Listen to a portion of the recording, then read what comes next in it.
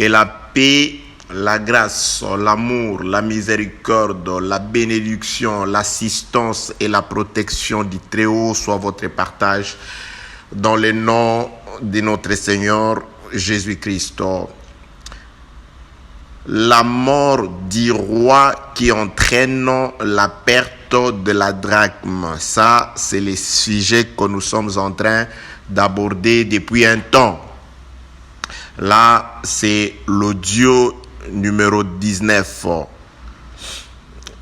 Bien-aimé dans le Seigneur, ça a toujours été un plaisir pour moi de me présenter devant vous afin que par moi vous soit transmise la pensée de Dieu, la parole de Dieu, le Saint-Esprit. Car le frère Paul, lorsqu'il s'adresse au peuple d'Éphèse, il leur dit que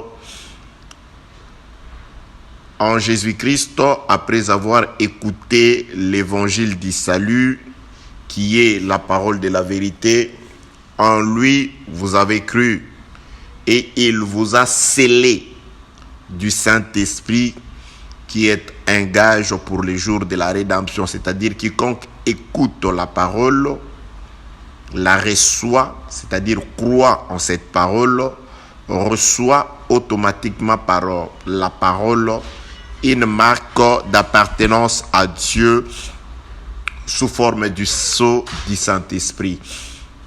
Le désir le plus ardent, le plus brûlant de mon cœur est que cette parole vous fasse partir d'un point A vers un point B. Je voudrais tout simplement dire que cette parole soit là afin de vous faire partir d'une situation qui vous dérange, d'une situation qui vous accable, d'une position moins confortable devant le Seigneur ou par rapport à votre existence à une situation de paix selon que Jésus-Christ nous l'a promis. La mort du roi qui entraîne la perte de la drachme, nous avons soutiré ce thème dans les Saintes Écritures. Passons à la lecture des Écritures. Je suis dans le livre de Luc, je prends Luc, le frère Luc. Je prends Luc, chapitre 15e. Attendez, je suis en train de chercher, souffre avec moi. Je suis dans le livre de Luc, chapitre 15. Je commence au 8e verset. Donc là, je vais commencer par lire la portion des Écritures qui nous a toujours servi de base. Je le répète, dans le livre de Luc, chapitre 15, le verset 8. Il est écrit: ou quelle femme, si elle a 10 drachmes et qu'elle en perde une, n'allume une lampe, ne balaye la maison et ne cherche avec soin jusqu'à ce qu'elle la retrouve. Verset 9. Lorsqu'elle l'a retrouvée, elle appelle ses amis et ses voisines et dit: réjouissez-vous avec moi, car je retrouvais la drachme que j'avais perdue. Bien-aimé dans le Seigneur, ça fait depuis un temps, je viens de le dire que ça c'est l'audio numéro 19, donc il y en a 18. Vous savez comment vous en procurer, c'est-à-dire il suffit juste de vous adresser à la personne par qui cet audio vous arrivera. Il sait comment en tout cas faire. Lui aussi sait à qui s'adresser afin que ce qui vous est important, ce qui est aussi salutaire pour vous, puisse vous aider à comprendre la parole de Dieu d'après la petite mesure de grâce que nous avons reçue du Seigneur. Vous pouvez peut-être vous dire, ce sujet-là, il fallait qu'il l'aborde dans ce sens, il fallait qu'il le creuse, il fallait qu'il approfondisse, qu'il je ne sais pas, qu'il vole encore, il fallait qu'il explique de cette façon. Je suis vraiment désolé de vous dire que je ne saurais vous dire que par rapport à la grâce que j'ai reçue du Seigneur, par rapport à la parole que j'ai reçue de Dieu. Donc, je ne saurais aller au-delà des bornes qui m'ont été échue en partage. Bien-aimés dans le Seigneur, voilà. Il s'agit ici il s'agit bien sûr de la maison d'une femme, une femme qui avait sa maison dans laquelle elle avait 10 pièces d'argent. Le drachme, à vous qui n'allez recevoir que cet audio pour la première fois, lorsque la Bible parle du drachme, ce n'est pas un terme pour vous déranger ou pour vous encombrer.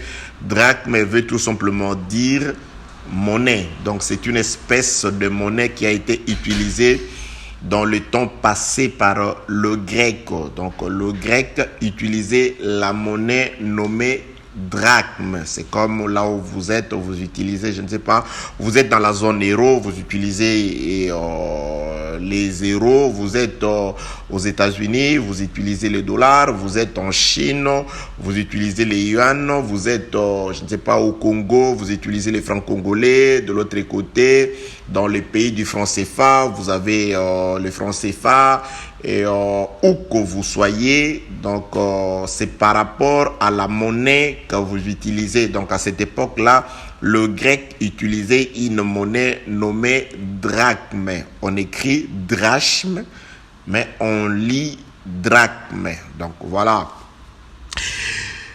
Une femme en avait 10 ces pièces d'argent. Elle en a perdu une. Lorsqu'elle a perdu une pièce d'argent, je vais résumer de manière à ramener toute personne à bord. Donc elle a perdu une pièce d'argent. Et lorsqu'elle a perdu cette pièce d'argent sur 10, elle s'est mise à faire ce qu'elle n'avait pas fait pendant qu'elle gardait encore 10 pièces d'argent. Qu'est-ce qu'elle a fait? La femme, dans les soucis de rechercher la pièce perdue, dans les soucis de rechercher sa dîme. Pourquoi est-ce que je parle de la dîme? Je parle de la dîme par rapport à la valeur représentative de cette pièce qui était perdue.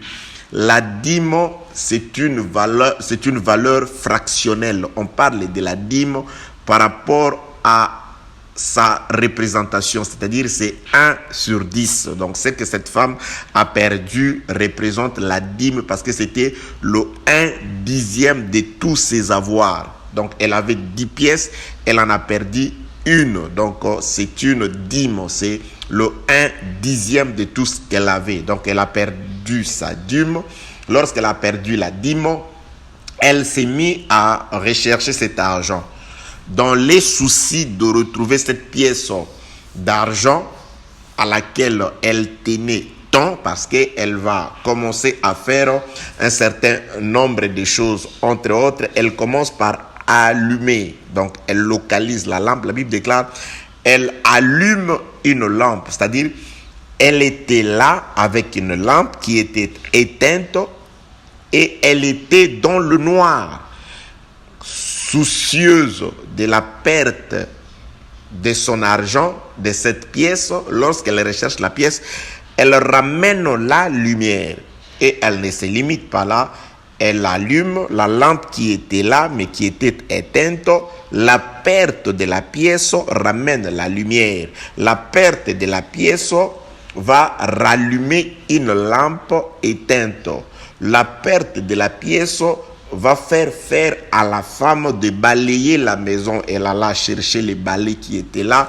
Elle balaya la maison. Elle a balayé, elle a nettoyé la maison. Donc, à cause ou grâce à la perte de la dîme, la maison de la femme s'est retrouvée éclairée et la maison s'est retrouvée balayée. Donc, n'eût été la perte de la pièce, la maison serait toujours sale. Donc, elle a balayé la maison, elle a éclairé la maison et elle est devenue travailleuse. C'est-à-dire, la Bible déclare, elle s'est mise à faire des recherches. Elle a commencé à chercher. Donc, la femme qui était assise au calme avec une lampe éteinte tout en étant dans le noir, mais à cause d'une seule pièce, cette femme devient une travailleuse. Elle va travailler à rechercher la lumière dans la pièce, elle va travailler à nettoyer la maison, elle va commencer à chercher. Elle devient une chercheuse. Donc voilà, elle fait toutes toutes ces choses dans le but de pouvoir retrouver la seule pièce, une pièce sur 10 qu'elle avait perdue. Que la paix, la grâce et la miséricorde de Dieu soient avec vous. Les Écritures rapportent dans le livre de Luc, chapitre 15, les versets 8 et 9, qu'après avoir trouvé la pièce perdue, qu'est-ce qu'elle fait? Elle va ouvrir les portes de sa maison. La maison était scellée par la perte et la récupération de la drachme. La maison devient ouverte. Donc, c'est-à-dire, elle va ouvrir la porte afin d'introduire les gens du dehors. Elle appelle ses amis et ses voisines. Les amis et les voisines, c'est-à-dire les gens du dehors. Ceux qui n'avaient pas droit d'entrer dans la maison. Ceux qui étaient de l'extérieur. Elle les appelle. C'est là où nous allons comprendre, nous avons plutôt compris que la perte et la récupération de la pièce perdue, de la dîme, ouvre les portes de la maison autrefois, jadis scellée. La maison ouvre ses portes. Les gens du dehors viennent dans la maison. Et la femme ouvre sa bouche. C'est pourquoi nous avons toujours dit, lorsque nous quittons chez nous et que nous venons dans la maison de cette femme qui avait perdu sa dîme et qui l'a récupérée, c'est-à-dire dans la maison de Dieu qui avait perdu sa dîme, son fils Jésus-Christ, et qui l'a récupéré par la résurrection.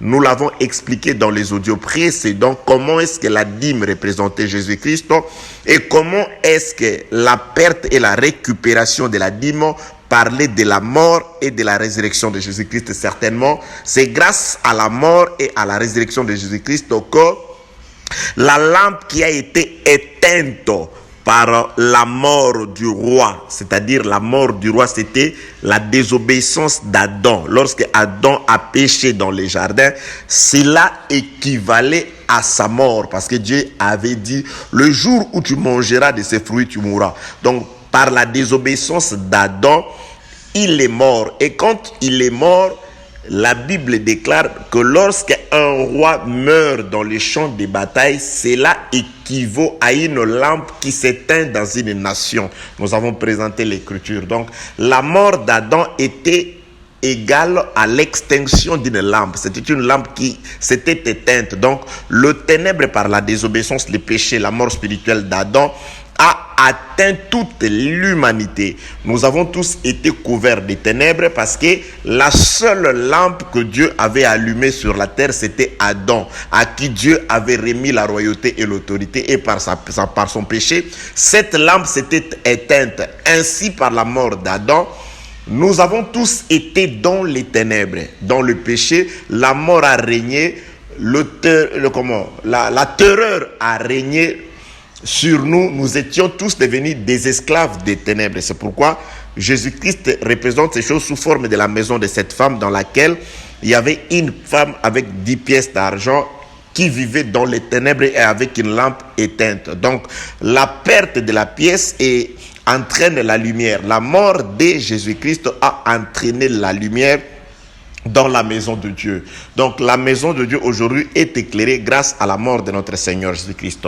La mort de Jésus-Christ a entraîné la sanctification dans la maison parce que la maison a été lavée, la maison a été purifiée, la maison a été assainie, nettoyée grâce à la perte de la seule pièce sur 10. Donc la dîme, le Seigneur Jésus-Christ a entraîné et la lumière et la propriété, l'assainissement dans la maison de Dieu.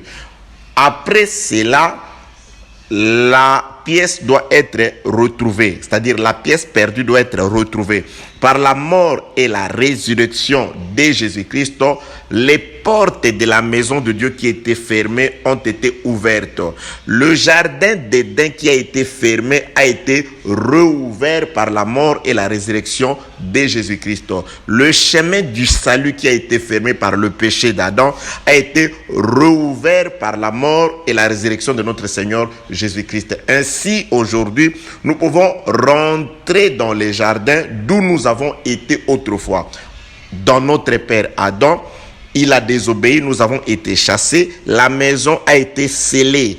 Maintenant, la mort et la résurrection de Jésus-Christ a ouvert les portes de la maison. Nous sommes aujourd'hui rappelés dans la maison. Et les gens du dehors, cette femme, lorsque les gens du dehors viennent, la femme ne ferme pas la bouche. La femme doit expliquer la raison pour laquelle elle les a fait faire ces déplacements. Pourquoi êtes-vous partis, vous, mes amis et mes voisines, de là où vous étiez pour venir dans ma maison? Vous avez fait ces déplacements parce que j'avais perdu une pièce et je l'ai retrouvée. C'est pourquoi nous avons dit que ce qui nous ramène à l'église, ce qui nous ramène dans la maison de Dieu, c'est tout simplement la perte et la récupération de la drachme, c'est-à-dire la mort et la résurrection de notre Seigneur Jésus-Christ. Il n'y a pas un autre sujet. Il n'y a que Christ et Christ crucifié. Donc, la mort de Jésus-Christ ramène la lumière sur nous. La mort de Jésus-Christ nous a sanctifiés et par la résurrection de Jésus-Christ, nous sommes retournés dans la maison de notre Dieu. Que la paix, la grâce et la miséricorde de notre Dieu soient avec vous. Donc je suis juste en train de pouvoir faire le résumé pour tout celui qui ne tombera que sur cet audio.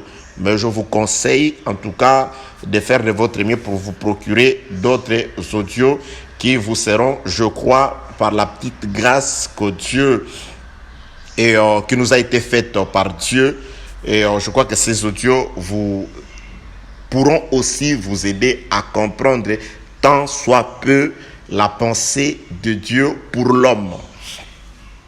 Bien-aimés dans le Seigneur, je suis en train de dire que les gens du dehors viennent dans la maison. Elles sont venues faire quoi? La femme dit, réjouissez-vous. Elles sont venues pour des réjouissances. Donc la maison de la femme, elle organise des réjouissances. Ce sont des réjouissances qui s'organisent dans la maison de la femme. Pour quel but? Elle explique. Le but des réjouissances, c'est la perte et la récupération de la drachme. C'est-à-dire, nous entrons dans l'église, nous venons à Dieu parce qu'il y a une pièce qui était perdue et qui a été récupérée. Donc, on ne vient pas à l'église juste parce qu'on est bien sapé, parce qu'on veut aller se faire voir, oui, parce qu'on veut juste aller, je ne sais pas, on a des choses. Nous venons à l'église nous réjouir parce qu'il y a une pièce qui était perdue et qui a été récupérée. Il y a quelqu'un qui est mort et qui est ressuscité. Donc, la mort et la résurrection de Jésus-Christ demeurent et restent le seul motif pour lequel nous sommes à l'église. Le seul motif pour lequel nous nous déplaçons de là où nous sommes déplacés de là où nous étions pour venir dans le pays de Dieu. Et il y a des détails que nous avons aussi explicité ici où la femme dit réjouissez-vous avec moi. C'est là où nous avons compris que dans la maison du Seigneur, tout ce que nous faisons, on ne peut pas mettre à côté les propriétaires de la maison. C'est lui qui nous a invités. Ce n'est pas le pasteur qui invite, mais c'est lui qui invite, c'est Dieu. C'est Dieu qui nous invite, pas dans la maison du pasteur, pas dans l'église du pasteur, mais c'est dans sa maison. Le pasteur sont ceux par qui nous arrivons à Dieu. Les pasteurs sont des coordonnateurs, ce sont des conducteurs, mais ce ne sont pas des propriétaires de la fête. Ce ne sont pas des propriétaires de cet événement. On ne parlait pas du pasteur, mais dans la maison, pour les propriétaires de la maison, Dieu, il ne parle que de son fils qui était mort et qui est ressuscité. Et lorsque nous nous réjouissons, Dieu est là. Une fête à l'honneur de Dieu. Une fête à l'honneur de la perte et de la récupération de la drachme. Et Dieu est là. Dans tout ce que nous faisons, Dieu doit être là. Lorsque nous offrons, ça doit être conformément à la parole du Seigneur. Lorsque nous dansons, ça doit être conformément à la parole du Seigneur. Lorsque nous parlons, ça doit être conformément à la parole du Seigneur. Dans tout ce que nous faisons, lorsque la femme prie ou prophétise, ça doit être conformément à la parole du Seigneur. La nature de la personne qui se place devant les autres pour parler, ça doit respecter la parole de Dieu parce que la parole est là. La femme n'a pas dit réjouissez-vous, je vous laisse. Lorsque vous aurez fini comme ça, je viendrai. La femme a dit réjouissez-vous avec moi. J'ai lu, je suis dans le livre de Luc au chapitre 15, le verset 9. Lorsqu'elle l'a retrouvé, c'est-à-dire elle a retrouvé la pièce qui était perdue, lorsqu'elle l'a retrouvée, elle appelle ses amis et ses voisines et dit réjouissez-vous avec moi. Bien aimé, c'est très important. Vous voyez, le petit avec moi là, c'est pourquoi nous disons, lorsque vous faites la lecture, il faut faire très attention. Il n'y a rien à négliger, rien qu'avec moi. Il y a des gens qui sont morts, il y a des gens qui seront condamnés tout simplement parce qu'ils ont enjambé juste avec moi. Ils se réjouissent, mais ils ont oublié plutôt avec lui ou avec elle. C'est lui qui nous a invités, c'est Dieu. C'est lui qui a organisé le festin, c'est Dieu. C'est lui qui était mort et qui est ressuscité, c'est le Fils de Dieu. C'est lui qui l'a retrouvé, c'est Dieu. C'est lui qui organise le festin, c'est Dieu. Et on ne peut pas mettre Dieu à côté. Ah, vous aussi, vous exagérez. Vous voulez que tout soit selon la parole, selon la parole. Oui, parce qu'on doit se réjouir avec elle. C'est elle qui détermine les règles du jeu. C'est elle qui détermine les limites. On se réjouit avec elle. Vous ne la mettez pas à l'écart et vous ne ramenez rien. Lorsque vous entrez, la Bible déclare, elle organise les réjouissances, c'est elle. Dans sa maison, vous n'amenez pas les agénés, la boisson qu'elle n'utilise pas. Non, vous trouvez tout dans sa maison. Vous ne venez pas inventer, vous ne créez rien, vous ne venez avec rien. Vous mangez de ce qu'elle vous présente. Vous buvez de ce qu'elle vous présente. Ne ramenez rien dans la maison de Dieu. N'ajoutez rien, ne modernisez rien. Oh non, voilà, les temps changent. Les temps changent, mais Dieu reste le même. Il ne change pas. La parole de Dieu ne change pas. La parole de Dieu qui a été dite, présentée à Adam, c'est la même parole que je vous présente. Mais oui, c'est la même. Il n'y en a pas deux. De même que Dieu n'a présenté à Adam pour son salut que des arbres, la nourriture. Aujourd'hui aussi, parce que Dieu savait que dans les jardins, la mort venait par un arbre et la vie aussi était par un arbre. C'est pourquoi il a commencé par présenter à Adam l'arbre de la mort. Tu vois cet arbre-là, c'est la mort. Et lorsque Adam a péché, il dit, maintenant empêchons-les d'atteindre l'autre arbre de vie. C'est-à-dire, c'est par la nourriture que vient la mort, c'est par la nourriture que vient la vie. C'est pourquoi le frère qui a écrit la lettre de Proverbe, il dit, la vie et la mort sont au pouvoir de l'arbre. C'est-à-dire, là, il représente l'arbre comme la langue. La mort et la vie sont au pouvoir de la langue. Si vous écoutez une mauvaise langue, cela vous entraîne à la mort. Si vous écoutez une langue divine, cela vous amène au ciel. Adam est mort parce que il a obéi à la mauvaise langue, à la mauvaise parole. Il a écouté une mauvaise parole. C'est-à-dire, la prédication reste la même. Cette prédication que Dieu a donnée à Adam, c'est la même prédication que je suis en train de vous enseigner aujourd'hui. C'est la même prédication que Dieu a donnée à Israël. Il dit, je mets devant toi le chemin de la vie et le chemin de la mort. C'est-à-dire, c'est aussi le jardin. Mais toi, choisis la vie. Il dit, quand vous entrerez, il y aura deux montagnes, les monts Ébal et les monts Garissim. Sur les monts Ébal, vous prononcerez la malédiction, et sur les monts Garissim, vous prononcerez la bénédiction. Il y avait deux montagnes. Il dit, les deux montagnes ne sont-elles pas au-delà du fleuve? Donc, c'est la même chose que je vous dis aujourd'hui.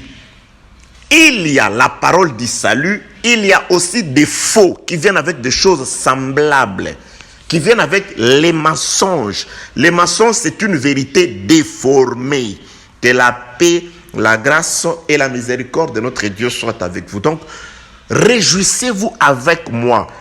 Ne vous limitez pas à vous réjouir, mais et prenez le soin de vous rendre compte si elle est là. celle qui nous a invités, celle qui vous a invité dans tout ce que vous faites. Quand vous priez, priez avec lui. Quand vous gênez, gênez avec lui. Quand vous faites les biens, faites du bien avec lui. Lorsque vous mangez, mangez avec lui. C'est-à-dire dans tout ce que vous allez faire, que ce soit pour la gloire de Jésus-Christ, que ce soit pour l'honneur de la parole, parce qu'il doit être là. Que la paix, la grâce et la miséricorde de notre Dieu soient avec vous. Bien-aimés dans le Seigneur, aujourd'hui, je suis en train de tout ramasser afin de pouvoir vous donner une idée, parce que je ne voudrais pas dépasser les 20 audios juste pour cet enseignement.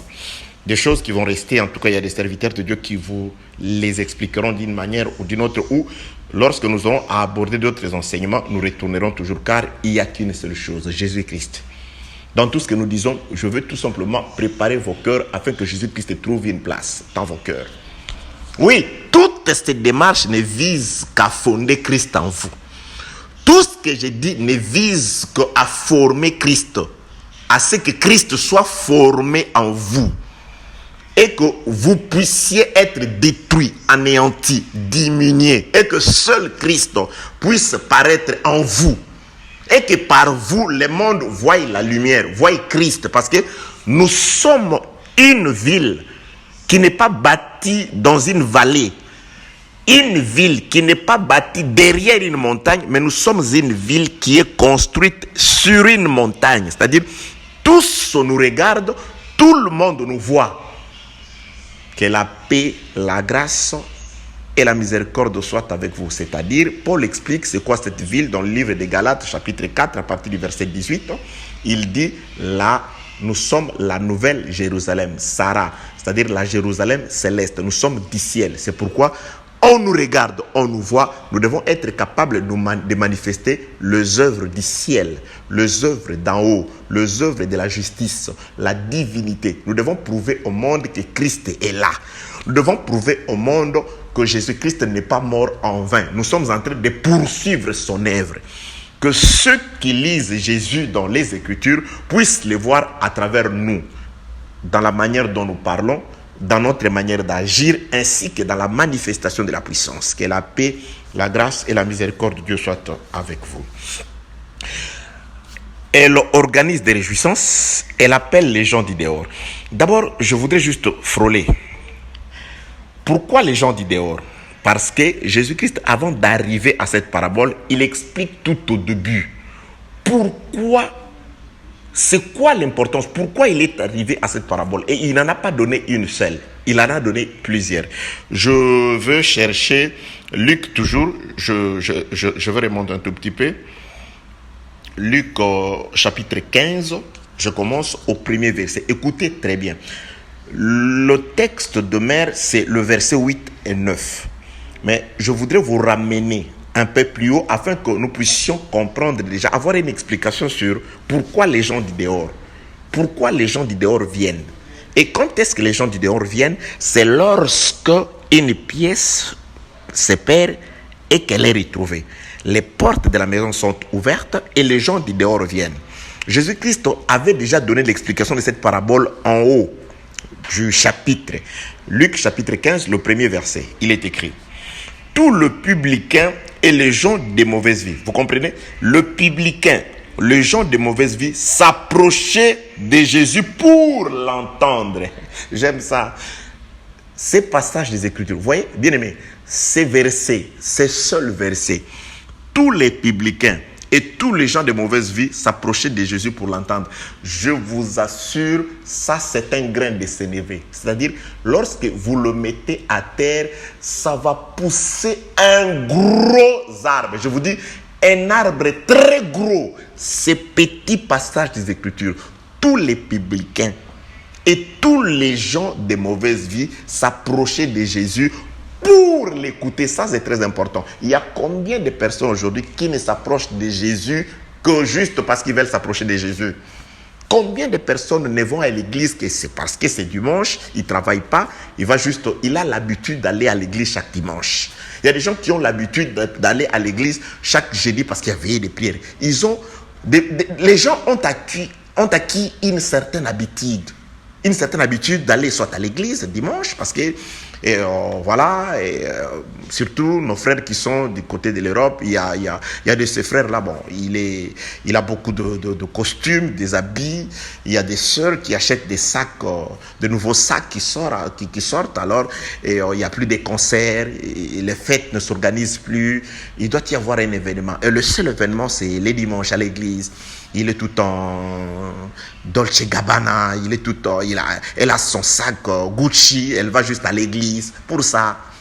Mais écoutez, les gens de mauvaise vie et les publicains s'approchaient de Jésus pour l'écouter. Pour écouter Jésus. Et non pour présenter ce qu'ils avaient, ce qu'ils étaient. Mais pour écouter Jésus. Je vous dis que ces passages des Écritures, c'est une sémence.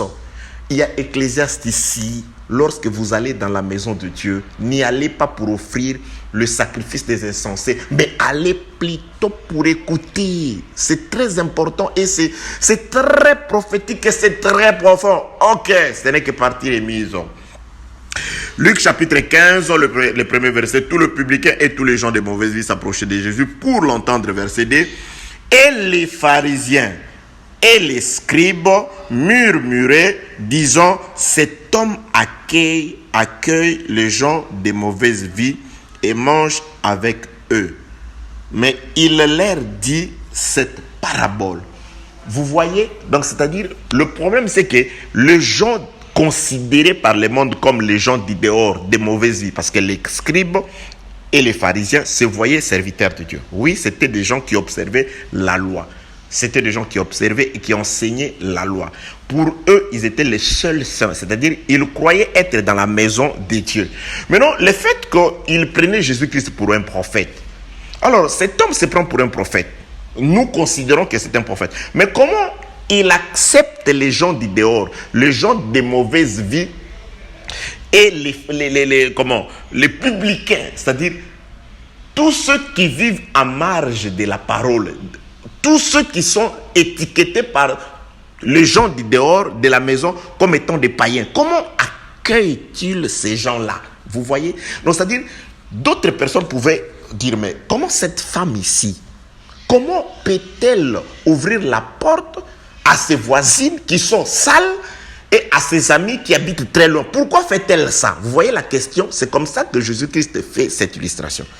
Donc, c'est-à-dire, ces gens-là ne comprennent pas que la porte de Jésus-Christ, ce n'était qu'une illustration qui parlait d'une porte qui doit être ouverte. Après la perte et la récupération de la drachme, effectivement, les publicains et les gens de mauvaise vie doivent venir en Jésus-Christ.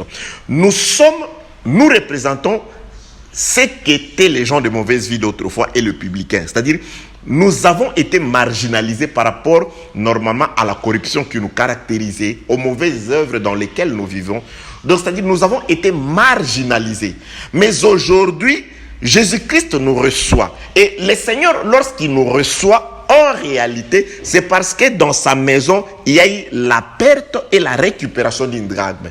Il y a eu une drachme qui était perdue, c'est-à-dire lui-même est mort et quand il est ressuscité, il doit ouvrir sa porte aux publicains et aux gens du dehors. C'est pourquoi j'ai dit, si vous remontez dans... C'est pourquoi, bien aimé, Dieu répond à sa parole lui-même.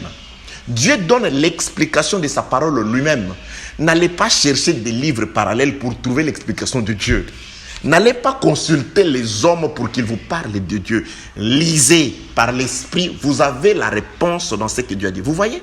Donc, c'est-à-dire, Jésus-Christ lui-même, il explique, il donne l'explication. Pourquoi il arrive jusqu'à cette parabole de la drachme perdue? Par la parabole de la drachme perdue et retrouvée, Jésus-Christ veut parler d'une maison qui était dans les ténèbres, qui a reçu la lumière et qui a été assainie. Et Jésus-Christ, maintenant, lorsqu'il retrouve la drachme, il doit ouvrir sa porte aux gens du dehors. Et il dit, les gens de mauvaise vie, le publicain, venez à moi. Mais dans l'illustration, dans la vérité, il faut savoir que ces gens-là, quoi qu'ils approchaient de Jésus-Christ, c'était aussi une image pour parler de ce que nous sommes en train de vivre aujourd'hui. Ces gens-là représentaient aussi l'ombre. C'était l'ombre de la réalité. Aujourd'hui, le véritable républicain, Le véritable gens de mauvaise vie qui scandalise Israël, qui représentait les pharisiens aujourd'hui, c'est nous qui sommes entrés dans la maison de cette femme de Dieu. Pourquoi? Parce que dans cette maison, il y a eu une perte et une récupération. Il y a eu un mort et une résurrection. Donc, nous entrons dans la maison de Dieu grâce à la mort et à la résurrection de Jésus-Christ. Je continue la lecture. Que la paix, la grâce et la miséricorde de notre Dieu soient avec vous. Luc, toujours chapitre 15e. Je suis dans le verset 2e. Et les pharisiens et les scribes murmuraient, disant, cet homme accueille les gens de mauvaise vie et mange avec eux. Mais il leur dit cette parabole. Jésus-Christ, avant d'arriver à la parabole de la drachme, avait déjà donné une parabole. Je vais juste frôler, bien aimé dans le Seigneur. Parce que c'est un enseignement qui peut encore nous prendre 20 autres audios. Je vais juste frôler, ensuite rentrer dans la maison de la femme. Quel homme d'entre vous, s'il a 100 brebis, ici, Jésus ne parle plus, ou ne parle pas de drachmes encore, mais il parle de brebis. Il représente, nous avons compris que la drachme représentait la dîme. Ici, Jésus-Christ parle des brebis. Il y a encore une autre profondeur ici. J'aime Dieu, il est merveilleux. Quel homme d'entre vous, s'il a 100 brebis et qu'il en perde une, ici, nous avons une brebis qui est perdue. Là-bas, c'était une drachme. Ici, c'est une brebis. Ne laisse les 99. Là-bas, c'était 9 dixièmes sur 1 dixième. Là-bas, c'était la dîme. Et ici, maintenant, c'est le 1 centième. J'aime ça. Alléluia. C'est toujours merveilleux. Si j'avais le temps de pouvoir expliquer ça. Ok. Quel homme d'entre vous, s'il a 100 brebis et qu'il en perde une, ne laisse les 99 autres dans le désert. Oh, c'est merveilleux. Dans le désert pour aller après celle qui est perdue. Jusqu'à ce qu'il la retrouve. Lorsqu'il l'a retrouvée, il la met avec joie sur les épaules. La brebis perdue, retrouvée, ne marche plus à pied. La brebis est élevée au niveau des épaules. Elle est souverainement élevée au niveau des épaules. Gloire à Dieu, je bénis le Seigneur. Cette brebis, avant de se perdre, elle a marché comme toutes les autres brebis. Elle était ensemble avec toutes les autres brebis. Elle était confondue avec toutes les autres brebis. Mais lorsqu'elle est perdue, écoutez, comprenez la pensée du Seigneur. J'aime Dieu, il est merveilleux. Jésus-Christ il a parlé aux Juifs, mais ils n'avaient pas ces oreilles que vous avez pour écouter. 100 brebis, une seule est perdue. Qu'est-ce que l'homme fait? La perte de 1 centième conduit les autres 99 brebis au désert. Les gens diront, le désert, c'est un endroit. Non. Le désert, c'est l'école de Dieu. Le désert, c'est là où l'homme parle à la femme. Attention! Le désert, c'est le seul milieu où Israël est à l'abri des poursuites des pharaons. Le désert, c'est les lieux d'adoration. Le désert, c'est là où se trouve l'église aujourd'hui. Nous étions dans le monde en Égypte par la mort et la résurrection, par la mort de Jésus-Christ, c'est-à-dire la mer rouge a été frappée. Nous sommes sortis de l'église, sortis de l'Égypte, sortis du monde. Nous sommes dans le désert aujourd'hui. Dieu est en train de nous enseigner. Il est en train de nous parler à notre cœur. C'est après cette étape que nous traverserons un autre fleuve pour entrer dans le pays de la promesse. C'est-à-dire, c'est dans le désert. Ce sont ceux qui sont au désert, qui écoutent Dieu, qui sont forgés par Dieu, qui sont taillés par Dieu. Ce sont ceux-là qui entreront dans le pays de la promesse, qui entreront dans le véritable Canaan, qui seront enlevés. Ce ne sont pas ceux qui sont restés en Égypte. l'enlèvement est un processus qui part de l'Égypte, vous traversez une rivière, la mort et la résurrection, la mort quant à la chair et la résurrection quant à l'esprit, c'est-à-dire que vous entrez dans le désert. Dieu dit quelque chose par Osée à Israël. Ce qui était, c'est ce qui est et c'est ce qui sera. Dans le passé, Dieu a pris Israël pour aller lui parler au désert, pour aller lui donner la loi, lui préparer, lui donner comment il va se comporter quand il entrera dans le pays du repos. Aujourd'hui, Dieu nous a aussi pris du monde. Il nous a amenés dans son école. Et dans son école, il nous parle. Nous avons aussi des épreuves dans les déserts. Et après, c'est alors qu'il viendra nous chercher pour nous ramener dans le pays véritablement du repos. Que la paix, la grâce et la miséricorde de notre Dieu soient avec vous. Je prends d'abord Osée pour parler du désert. Je prends ce qui est écrit dans le livre de Osée chapitre, je crois que c'est Osée chapitre 2. Attendez. Dieu dit quelque chose par Osée. Osée, l'écriture de Osée, il est où? Osée chapitre 2. Le verset 14. C'est pourquoi, voici, je veux la tirer et la conduire au désert et je parlerai à son cœur. Donc là, c'est une promesse. Ici, il s'adresse directement à Israël. Donc Israël aussi, les deux oliviers, lorsque nous serons enlevés, Dieu enverra ses serviteurs pour aller parler à Israël. Les conduire aussi dans son école. Les déserts, c'est là où nous sommes aujourd'hui. C'est là où nous sommes en train d'être enseignés aujourd'hui. Et Dieu, quand vous êtes au désert, Dieu ne vous parle pas aux oreilles, mais il vous parle au cœur. Il écrit sa loi dans le cœur. C'est le frère Paul qui le dit. Il n'écrit plus sur le rocher, mais il est en train d'écrire dans le cœur. Et dans les déserts, certainement, il y a la voix de Dieu. Il y a aussi des épreuves que nous devons surmonter. Mais Dieu ne nous laissera pas. Parce qu'il ne nous a pas appelés pour périr dans les déserts. Il nous a appelés pour aller dans le pays du repos. Mais nous devons prendre le temps d'être préparés au désert. Et pendant que nous sommes préparés, enseignés, instruits par lui au désert, nous pouvons aussi nous plaindre ou nous pouvons aussi manquer à boire.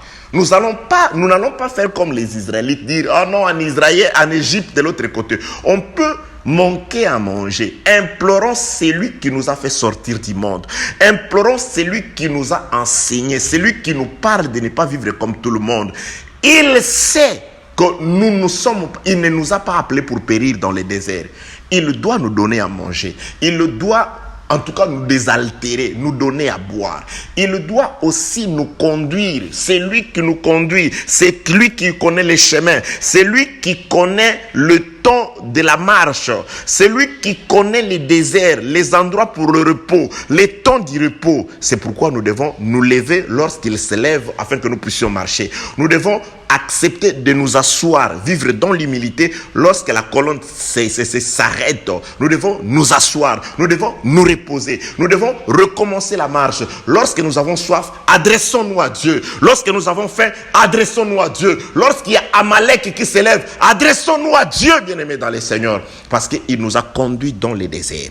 Et il conduira demain Israël dans les déserts. Et dans les déserts, il est en train de nous parler dans le cœur. Dieu parle. C'est pourquoi j'aime la parole de Dieu qui touche le cœur. J'aime la parole de Dieu qui transforme le cœur. J'aime cette parole qui fait prendre des décisions aux enfants de Dieu. Que la paix, la grâce et la miséricorde de notre Dieu soient avec vous. La révélation, c'est cette parole qui révèle en l'homme une nouvelle identité. La révélation est cette parole qui vient révéler à l'homme, dans l'homme, sa vraie vie, sa vraie identité, sa vraie nature. Oui, ça c'est la révélation. Ce ne sont pas seulement des révélations qui ne servent qu'à bourrer la tête. Mais une révélation nous fait prendre position. Une révélation nous montre toujours Canaan. Voilà quand vous entrerez. Voilà lorsque vous serez. C'est-à-dire, tout ce qui se dit au désert a pour objectif notre entrée dans le pays de la promesse. Que la paix, la grâce et la miséricorde de notre Dieu soient avec vous. Nous sommes toujours dans la mort du roi qui entraîne la perte de la drachme. Un roi est mort au jardin, c'était Adam, et la lampe s'est éteinte. L'humanité a été couverte des ténèbres jusqu'à ce que dans la maison de Dieu, une dîme c'est perdre, c'est-à-dire une drachme c'est perdre. Jésus-Christ est mort et quand il est mort, la lumière est revenue. Et après la lumière, nous avons été sanctifiés par le balai de Dieu, par la parole de Dieu, par la purification. Il nous a sanctifiés. Et la mort et la résurrection de Jésus-Christ représentées par la perte et la récupération de la drachme a fait que les portes de la maison soient ouvertes. Et lorsque les portes sont ouvertes, ce sont les gens du dehors qui viennent.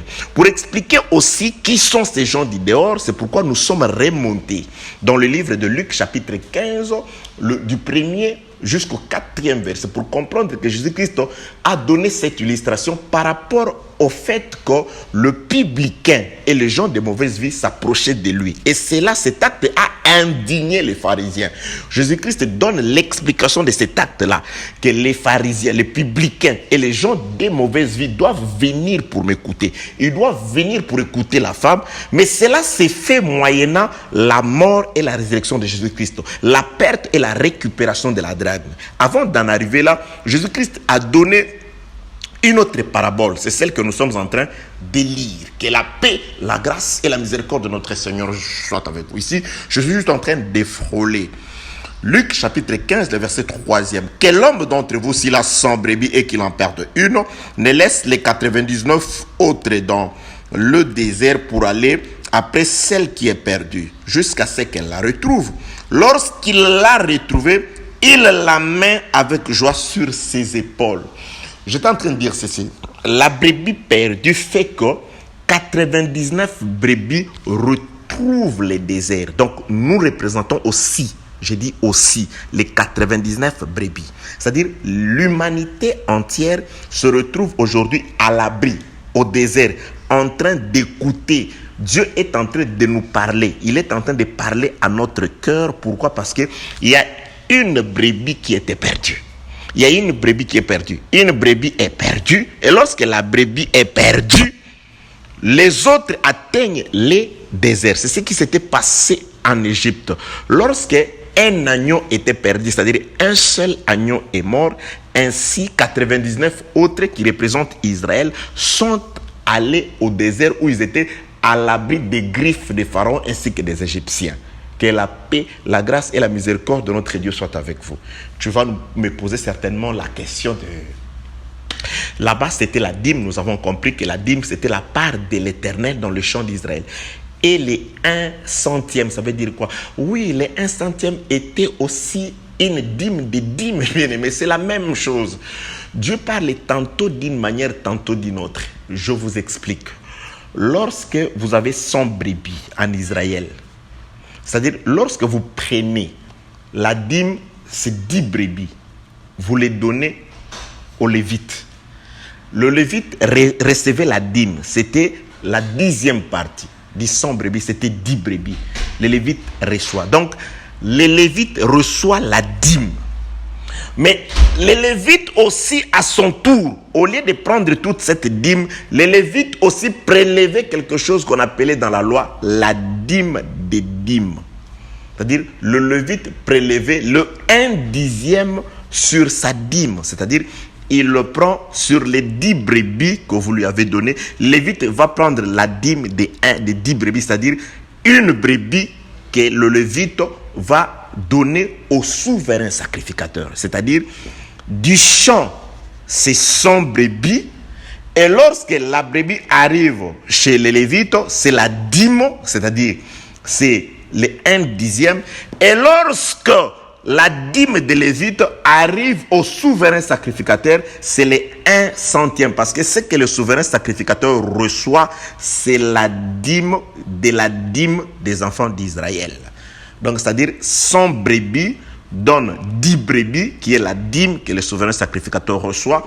Et le 10 brebis ici, sa dîme, c'est le 1/10, c'est-à-dire c'est une brebis que le souverain sacrificateur reçoit. Donc, si on demande au souverain sacrificateur, c'est quoi la brebis que tu as reçue? Il dira, c'est ma dîme. Donc, le 1 centième, c'est la dîme que le souverain sacrificateur perçoit indirectement aux enfants d'Israël par Lévi. C'est pourquoi Jésus-Christ peut parler des 10 drachmes on en perd une, c'est aussi la dîme. Il peut parler de 100 brebis, une seule se perdre, c'est aussi la dîme toujours, par rapport à ce que, à la part de l'Éternel que les enfants d'Israël donnent au souverain sacrificateur, car le souverain sacrificateur c'était Dieu lui-même. Mais ça n'arrive pas directement au souverain sacrificateur. Ça part, parce que le souverain sacrificateur, les Lévites reçoivent le 1/10 et le souverain sacrificateur reçoit le 1/100. Que la paix, la grâce et la miséricorde de notre Dieu soient avec vous. Je peux aussi vous parler. Comment je peux vous expliquer? C'est par rapport toujours à l'homme d'Abraham. Parce que les Écritures nous montrent Abraham comme étant le père des croyants. Donc Abraham, lorsqu'il a 99 ans, Abraham vit dans la détresse. Abraham vit dans les soucis. C'est à la 100e année que Abraham va voir l'accomplissement de toutes les promesses de Dieu. Parce que Dieu lui a promis de posséder la terre. Mais comment Abraham allait-il posséder cette terre si Isaac n'était pas là? Donc Abraham va voir, c'est-à-dire la 100e année dans la vie d'Abraham représente l'accomplissement des promesses, représente Isaac. Les 99 ans avant la 100e année, c'est le temps où Abraham a vécu avec l'abondance, mais dans la tristesse. Parce que l'héritier n'était pas là. C'est à la 100e année, les chiffres 100 parlent d'Isaac. Donc Isaac vient accomplir, Isaac vient faire tressaillir de joie Abraham. Parce que Abraham dit, maintenant, je peux être rassuré que la postérité possédera, parce que j'ai une postérité qui est sortie de mes entrailles dans ma relation avec la femme de mon amour, Sarah. Que la paix, la grâce et la miséricorde de notre Dieu soient avec vous. Vous voyez Dieu comment il explique. Donc, tantôt il parle de 1/10 par rapport à la drachme, tantôt il parle de 1/100. Donc, 1/100. La 100e année, c'est l'année de l'accomplissement de toutes les promesses de Dieu englobées dans un corps appelé Isaac. Parce que tout ce qu'Abraham avait n'avait pas de sens aussi longtemps qu'il n'avait pas d'héritier qui est sorti de lui et de Sarah. C'est lorsque cet héritier arrive, c'est-à-dire à la 100e année, que Abraham peut dire, voilà, mon âme, réjouis-toi car je vois de mes yeux l'héritier.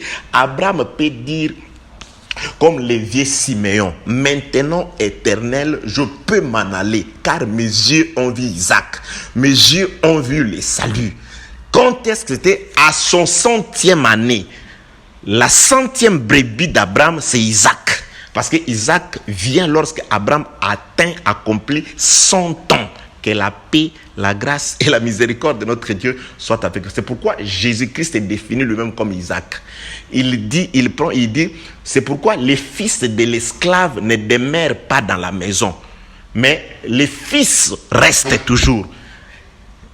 Agar et son fils doivent être chassés afin que Isaac, le chiffre 100 de la vie d'Abraham, puisse demeurer dans la maison. Donc c'est Christ aujourd'hui qui est resté dans la maison, dans la face du Seigneur avec son épouse l'église, et Agar, la Jérusalem terrestre, et son fils vivent dans la servitude de Dieu, les frères Paul. Ils sont chassés. Que la paix, la grâce et la miséricorde de notre Dieu soient avec vous. C'est pourquoi Jésus-Christ, il donne cette illustration. Il dit, un homme avait 100 brebis. Il en perd une. Vous voyez ici, oui, il parle aussi de la dîme. Mais par rapport à ce que reçoit le souverain sacrificateur. Le souverain sacrificateur, c'est Dieu. Et Dieu, quand il recevait des enfants d'Israël, il ne recevait pas, ou le souverain sacrificateur plutôt, quand il recevait quelque chose, lorsqu'il regardait le brebis, un souverain sacrificateur, s'il pouvait regarder les brebis des enfants d'Israël, il disait, moi j'ai aussi ma dîme ici. Il dit, non, tu as ta dîme, oui. Tu as ta dîme de 1/10. Non, moi j'ai 1/100. C'est-à-dire, tu vois, il a 100 brebis, il donnera 10 à Lévi, et Lévi m'apportera sa dîme, c'est-à-dire, du champ d'Israël, les souverains sacrificateurs reçoivent les 1/100. C'est pourquoi Jésus-Christ dit, 100 brebis, une seule est perdue. Et lorsque la seule perdue, qui représente toujours la dîme que perçoit les souverains sacrificateurs, est perdue, Les 99 sont au désert. J'ai expliqué le désert. Aujourd'hui, nous avons été sauvés. Les restes des brebis des enfants d'Israël sont allés au désert parce que un agneau a été immolé. Un agneau, une brebis perdue en Égypte. Tous les enfants d'Israël sont allés au désert. C'est là où Dieu les a parlé, leur a parlé. C'est là où Dieu les a aussi taillés afin qu'ils puissent après accéder dans le repos. Que la paix, la grâce et la miséricorde de notre Dieu soient avec vous. C'est pourquoi Jésus-Christ dit ceci. La brebis égarée, la brebis perdue. Cette brebis, quoique par sa perte, les autres 99 sont à l'abri, c'est-à-dire au désert. Mais Dieu s'en va à sa recherche. Également ce qui s'est passé dans la maison de cette femme. Une pièce sur 10 est perd, la femme allume la maison. La maison reçoit la lumière, la maison reçoit l'assainissement, mais la femme continue la recherche. La mort de Jésus-Christ nous a amené la lumière. La lumière nous a atteint, la sanctification nous a atteint, mais Dieu est, dans un sens, jusqu'à ce jour, recherché. Le jour où il retrouvera la brebis, c'est-à-dire ce sera aussi le jour où nous irons en l'enlèvement. Mais aussi, la mort et la résurrection de Jésus-Christ a fait que lorsque la brebis qui était comme toutes les brebis avant a été retrouvée, la Bible déclare son maître l'a élevé jusqu'à ses épaules. Bien aimé, une seule de toutes les brebis de la bergerie de Dieu est sur les épaules de Dieu. Ne marche pas à terre, il est élevé à la gloire. C'est après la mort et la résurrection de Jésus-Christ qu'une brebis, que le Seigneur Jésus-Christ est élevé à la gloire. C'est ce qui a été illustré par le fait que cet homme, il ramasse cette brebis, il ne la laisse plus marcher sur terre. Cette brebis, celui qui le porte, c'est Dieu. Il est sur les épaules de Dieu. Mais néanmoins, il y a des églises où il parle de Jésus-Christ qui est revenu dans la chair. Oui, dans les églises, il y a des gens. Jésus était revenu en 1970. Jésus est revenu. Non, la brebis retrouvée ne marche plus à terre. C'est Dieu qui marche. La brebis est sur les épaules. Or, Dieu est esprit. Ce n'est pas moi qui dis, c'est Jésus dans le livre de Jean chapitre 4. Quand il est en pourparlers avec la femme samaritaine. Dieu est esprit. Dans l'église, c'est Dieu. La brebis est sur les épaules. Il est élevé à la gloire. Jésus n'est pas sur terre. Il n'est pas venu ni en 1900, je ne sais pas combien, ni il est quelque part là-bas dans une province où vous allez. Messie, il est sur les épaules de Dieu. Messie est élevé à la gloire. C'est Dieu qui est à l'église. C'est l'esprit. Si nous l'avons connu autrefois. Jésus-Christ, c'est-à-dire dans la chair. Aujourd'hui, le Seigneur est esprit. Les paroles que je vous ai dites sont esprit et vie. C'est pourquoi la femme dit ceci. Venez vous réjouir avec moi. C'est la femme qui présente la brebis, qui présente la perte perdue et récupérée. C'est Dieu. Lorsqu'il retrouve, c'est-à-dire après sa mort et la résurrection, Jésus-Christ doit être élevé sur les épaules de Dieu. Il est élevé. Les épaules, c'est les lieux élevés. Les épaules, c'est la responsabilité, car il y a une clé sur les épaules du souverain sacrificateur, du roi, de David. Il est élevé, il est au-dessus, il ne marche plus comme toutes les autres brebis. Que la paix, la grâce et la miséricorde de notre Dieu soient avec vous. Laissez-moi vérifier les temps. Nous allons vraiment mettre un point virgule. Je dis ceci, je suis dans le livre de Luc, chapitre 15e, le verset 4. Et le verset plutôt 5. Lorsqu'il l'a retrouvé, il la met avec joie sur ses épaules et de retour à la maison, il appelle ses amis et ses voisines. Il leur dit, réjouissez-vous avec moi car je retrouvais ma brebis qui était perdue. Bien aimé, la fête s'est faite pas par rapport aux 99 brebis, mais la fête s'est faite par rapport à la brebis qui était perdue. Et lorsqu'elle est perdue, la brebis introduit ses amis dans le désert. Et lorsque cette brebis est découverte, la brebis est élevée à la gloire. Elle est placée sur les épaules du souverain sacrificateur. Il est placé plutôt sur les épaules du propriétaire de la bergerie. Dieu lui-même là a élevé le Seigneur Jésus-Christ. Il est au-dessus de toutes choses. Et tout genou fléchit devant le nom de Jésus-Christ. Et toute langue confesse que Jésus-Christ est le Seigneur. Ah, les gens pouvaient dire, mais c'est Jésus qui a été ici. Mais c'est fils de Marie. Mais nous connaissons ses frères. Mais c'est par lui, mais il est mort. Nous connaissons là où il a été enterré. Mais comment, Pierre, tu peux nous dire que c'est au nom de ce Jésus que cet homme que nous connaissons tous malade a été guéri aujourd'hui? Jésus-Christ, oui, il était parmi nous. Il a marché parmi nous. Il a eu faim comme nous. Il a mangé avec nous. Il a aidé son père. Nous le voyions quand il avait moins de 12 ans, comment il travaillait, comment il croissait en sagesse et en stature. Mais aujourd'hui, il est mort, il est ressuscité, il est élevé à la gloire. Et on organise une fête en son honneur.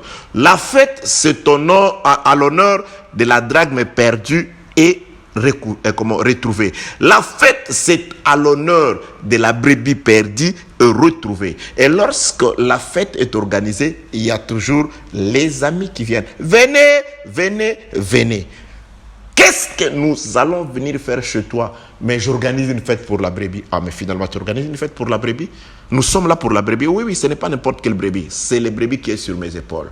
Bien-aimé dans le Seigneur. C'est ce que je voulais dire. Donc, je suis parti de là pour donner encore une autre explication, pour dire que Dieu voulait dire une seule chose, mais il l'a dit de plusieurs façons. Mais l'objectif, c'était de nous expliquer qu'aujourd'hui, c'est le temps où les pharisiens, plutôt le publicain et les gens de mauvaise vie viennent à Jésus pour l'écouter. Et quand vous écoutez Jésus, lui, il parle au cœur. Parce que dans les déserts, il écrit dans le cœur aujourd'hui. Il a autrefois écrit sur les tablettes de pierre, mais de nos jours, il est en train de nous parler au cœur. C'est pourquoi, après que nous soyons enlevés, il ramènera Israël au désert. Cette fois-là, ce ne sera plus pour écrire sur les tablettes de pierre, mais il écrira comme il est en train d'écrire aujourd'hui par le Saint-Esprit dans le cœur. Il écrira de même par son doigt, le Saint-Esprit, à travers cet enseignement dans le cœur d'Israël. Que la paix, la grâce, l'amour, la miséricorde et la bénédiction de Dieu soient votre partage dans le nom puissant de notre Seigneur Jésus-Christ.